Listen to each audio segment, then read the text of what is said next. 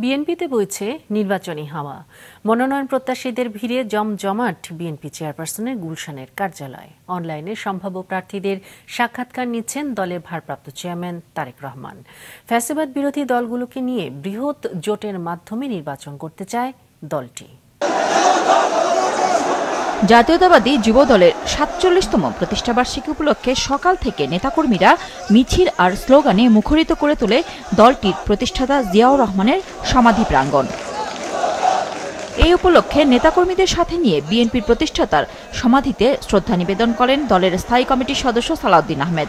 পরে তিনি বলেন, ফ্যাসিবাদ বিরোধী যুগপৎ আন্দোলনে থাকা দলগুলোকে নিয়ে বিএনপি আগামী নির্বাচনে বৃহৎ জোট করতে চায়।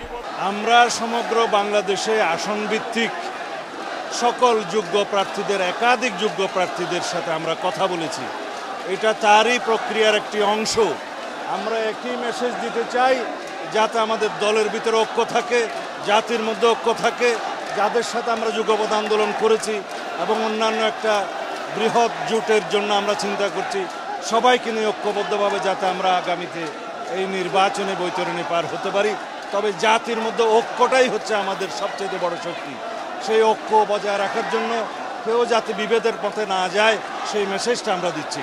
এদিকে জোটবদ্ধভাবে ভোট করতে হবে নিজ দলের প্রতীকে, এমন বাধ্যবাধকতার সমালোচনা করে দলটির আরেক স্থায়ী কমিটির সদস্য আমির খসরু মাহমুদ চৌধুরী বলেছেন, জোটবদ্ধ দলগুলোর ক্ষেত্রে প্রতীকের স্বাধীনতা থাকা উচিত।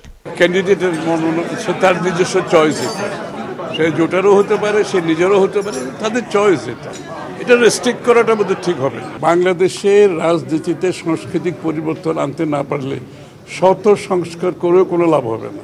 এদিকে ঢাকায় সফররত কমনওয়েলথ ইলেকটোরাল সাপোর্ট শাখার উপদেষ্টা ও প্রি ইলেকশন অ্যাসেসমেন্টের প্রধান লিনফোর্ড অ্যান্ড্রুজের নেতৃত্বে একটি প্রতিনিধি দলের সাথে সন্ধ্যায় রাজধানীর একটি হোটেলে বৈঠক করে আমির খসরু মাহমুদ চৌধুরীর নেতৃত্বে ৪ সদস্যের প্রতিনিধি দল। এদিকে আগামী নির্বাচনকে সামনে রেখে মনোনয়ন প্রত্যাশীদের সাক্ষাৎকার নিচ্ছেন দলটির ভারপ্রাপ্ত চেয়ারম্যান তারেক রহমান।